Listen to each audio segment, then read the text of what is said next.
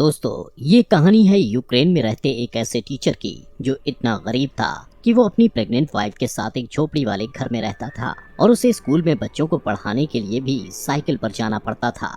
लेकिन एक दिन उसकी जिंदगी में कुछ ऐसा हुआ जिससे उसकी पूरी की पूरी जिंदगी ही पलट गई। एक दिन कुछ रशिया के सोल्जर्स उसकी वाइफ के साथ बहुत गलत करने की कोशिश करते हैं और जब वो उनसे लड़ती है तो वो रशियंस उसे जान से मार डालते हैं। जिसके बाद वो टीचर अपनी पत्नी का बदला लेने के लिए अपनी कलम साइड में रखकर यूक्रेन का सबसे खतरनाक स्नाइपर बनता है और उसका निशाना इतना सटीक था कि वो 5 किलोमीटर दूर से भी अपने टारगेट को शूट करके मार गिराता है। लेकिन वो कैसे उन रशियन सोल्जर से अपनी पत्नी की मौत का बदला लेता है और उसे अपने इस मिशन में किन किन खतरनाक भयानक मुसीबतों का सामना करना पड़ता है, चलिए जानते हैं। तो कहानी की शुरुआत यूक्रेन के एक पीसफुल एरिया डेनवर्स को दिखाते हुए होती है, जहां मिकोला नाम का एक आदमी अपनी प्रेग्नेंट वाइफ नास्टिया के साथ एक छोटी सी झोपड़ी में रहता था। वो दोनों अपनी मैरिड लाइफ में बहुत खुश थे।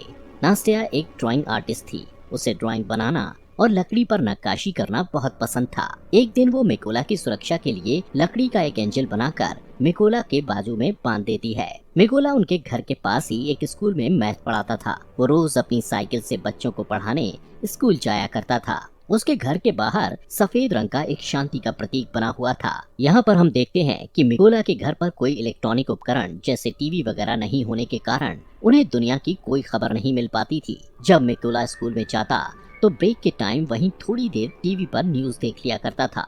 ऐसे ही एक दिन टीवी पर दिखाई जा रही न्यूज से उसे पता चलता है कि यूक्रेन की राजधानी में प्रोटेस्टर्स को मारा जा रहा है और रशिया यूक्रेन पर हमला करके उस पर कब्जा करना चाहता है।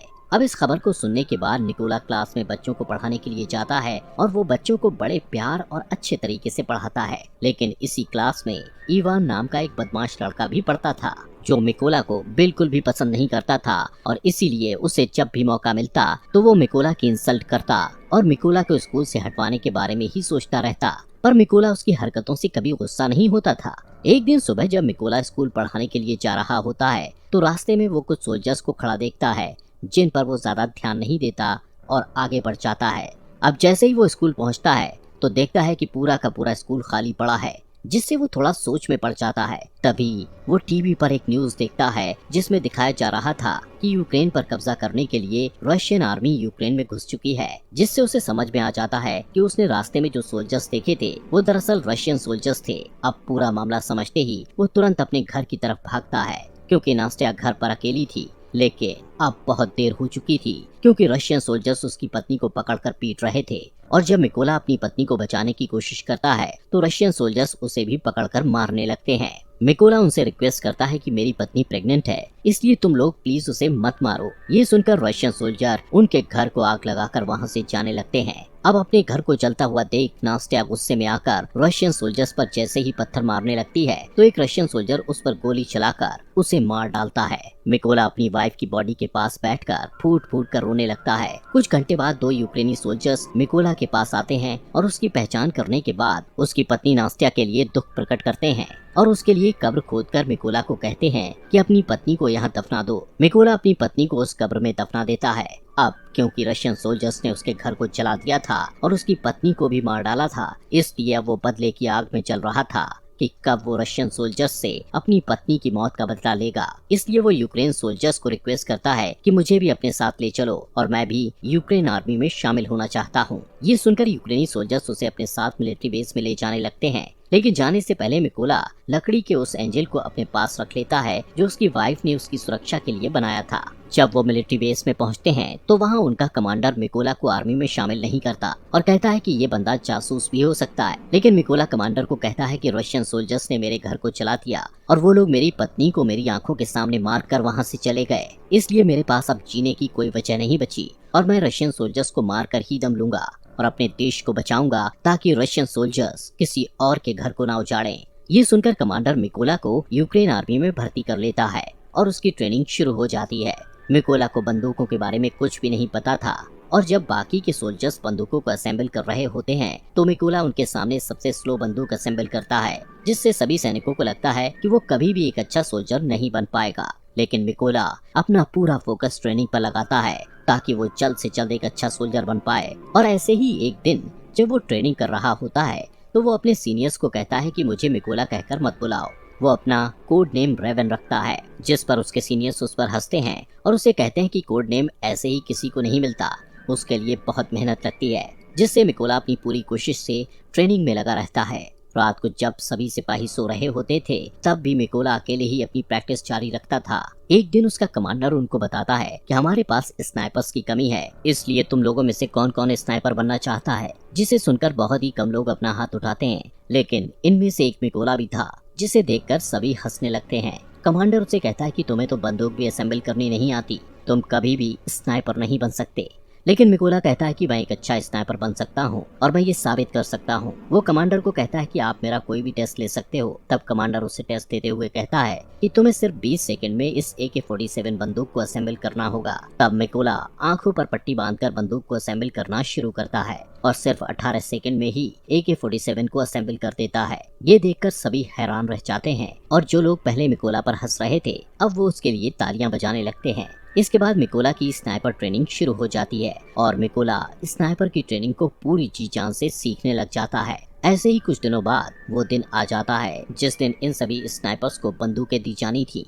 यहाँ पर बाकी सभी स्नाइपर्स को बंदूक का नया और बेहतरीन मॉडल दिया जाता है, लेकिन वहीं मिकोला को एक पुराने मॉडल की बंदूक, जो कि सही से काम भी नहीं करती थी, वो दी जाती है। अपने साथ ऐसा भेदभाव देखते हुए मिकोला अपने सीनियर से कहता है कि सर मुझे भी नए मॉडल की बंदूक दीजिए, जिस पर उसका सीनियर उसे गुस्से से कहता है कि पहले तुम्हें प्रूव करना होगा कि तुम एक अच्छे स्नाइपर हो, उसके बाद तुम्हें नए मॉडल की बंदूक मिल जाएगी, जिसके लिए मिकोला तैयार हो जाता है। अब इन सभी स्नाइपर्स की लास्ट ट्रेनिंग शुरू होती है, जिसमें उन्हें सबसे पहले सीनियर सभी स्नाइपर्स को बताता है कि जब तुम लोग अपने दुश्मन पर छुपकर निशाना साध रहे होगे, तब तुम लोगों को चाहे जो भी परिस्थिति आ जाए, बिल्कुल भी हिलना नहीं है और सिर्फ अपने टारगेट पर फोकस करके उसे शूट करना है। इसके बाद सीनियर एक एक करके सभी स्नाइपर्स के पास शूट करने लगता है और जो भी सोल्जर गोली लगने के डर से जरा सा भी हिलता है तो उसे ट्रेनिंग से बाहर कर दिया जाता है। ऐसे ही जब मिकोला के पास सीनियर गोली चलाता है तो वो अपनी जगह पर ही निडरता से लेटा रहता है। यहाँ पर मिकोला अपने टारगेट पर उसी पुरानी बंदूक से निशाना लगाने की कोशिश करता है, लेकिन तभी इनका सीनियर उसे कहता है कि तुम्हें सिर्फ एक ही बार अपना टारगेट देखने को मिलेगा। और जैसे ही मिकोला अपना टारगेट देखता है, तभी उसकी आंखों को ढक दिया जाता है, जिससे मिकोला का निशाना थोड़ा चूक जाता है। लेकिन सभी को पता था कि अगर मिकोला को नई बंदूक दी जाती और उसकी आंखों के आगे कुछ न रखा जाता तो वो अपना निशाना बिल्कुल सही लगाता, लेकिन कोई भी इस बारे में बात नहीं करता और मिकोला भी इस पर ज्यादा ध्यान नहीं देता। रात को इन स्नाइपर्स का नाइट शूट टेस्ट होता है, जिसमें ट्रेनर के फ्लेयर गन शॉट करते ही सभी स्नाइपर्स को उस फ्लेयर की रोशनी में अपने अपने टारगेट्स पर गोली चलानी थी। लेकिन मिकोला गोली नहीं चलाता, क्योंकि वो मैथ में बहुत अच्छा था, इसलिए वो उस फ्लेयर गन की रोशनी में सिर्फ अपने टारगेट की दूरी का अंदाजा अपने माइंड में फटाफट से लगा लेता है और फिर जब पूरी तरह अंधेरा हो जाता है तो वो अपने टारगेट को शूट करता है और उसका निशाना बिल्कुल ठीक सेंटर पर लगता है, जो उसके सिवा और कोई नहीं कर पाया था। अगले दिन इन सभी का रिजल्ट आता है और सीनियर मिकोला को सैल्यूट करते हुए कहता है तुम पास हो चुके हो। इसके बाद कर्नल मिकोला को कहते हैं कि तुम जल्दी से अपने सभी जरूरी सामानों को पैक कर लो, क्योंकि तुम्हें एक जरूरी मिशन पर बाकी के स्नाइपर्स के साथ जाना है। अब इनका फर्स्ट मिशन ये था कि पास ही के एक चेक पॉइंट पर रशियन आर्मी ने कब्जा कर रखा था, जिसको इन लोगों ने उनसे छुड़वाना था। इसलिए मिकोला अपने साथी स्नाइपर्स के साथ उस एरिया में घुस जाता है और सभी अपनी गन पोजीशन ले लेते हैं। यहाँ पर इन सबको एक एक टारगेट दिया जाता है। जैसे ही ये लोग रशियन आर्मी पर शूट करने वाले होते हैं तो ये देखते हैं कि एक गाड़ी चेक पॉइंट की तरफ जा रही होती है, जिससे कर्नल सबको शूट ना करने के लिए बोलते हैं। वहीं रशियन आर्मी उस गाड़ी को रोक लेते हैं जिसमें एक कपल कहीं पर जा रहा था।